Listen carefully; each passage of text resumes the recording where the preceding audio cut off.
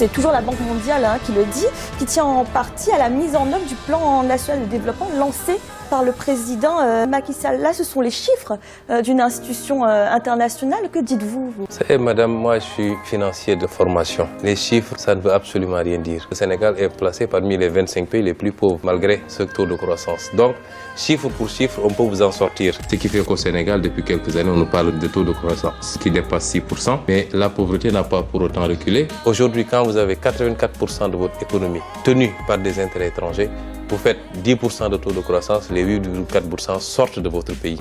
Et ce n'est pas une croissance endogène, ce n'est pas une croissance structurelle en plus. Il n'y a pas de création d'emplois parce qu'effectivement, cette croissance est extravertie et sort du pays. Je peux vous dire que ce qui est le plus important, on n'est pas pauvre par nos ressources naturelles, on n'est pas pauvre par nos ressources humaines, mais on est pauvre parce que notre économie est un modèle inversé qui enrichit plus des intérêts étrangers que le pays lui-même. Les populations ne mangent pas le taux de croissance. Allez au Sénégal et voyez, est-ce que il y a une réduction de la pauvreté. Moi qui vis au Sénégal, je peux vous dire que la pauvreté n'a pas reculé et je ne sais pas sur quelle base on se fie pour donner ces statistiques.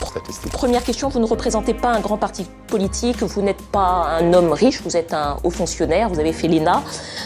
Comment se passe votre pré-campagne ? Je ne suis plus un haut fonctionnaire, je l'étais. Vous l'étiez, vous aviez été radié. J'ai été radié de la fonction publique et vous l'avez bien dit, nous ne sommes pas riches, mais de toute façon, théoriquement, aucun homme politique au Sénégal ne devait être très très riche puisque nous savons d'où provient la richesse souvent des hommes politiques en Afrique. C'est de la richesse qui provient du détournement de deniers publics et des caisses du trésor public. La campagne est donc nous avons la chance aujourd'hui d'essayer d'impulser une nouvelle dynamique politique basée sur l'offre et sur la production d'idées, sur une vision mais sur un programme solide et la capacité à convaincre les Sénégalais. Dans ce livre, en effet, vous proposez un sursaut patriotique qui est organisé sur un triptyque.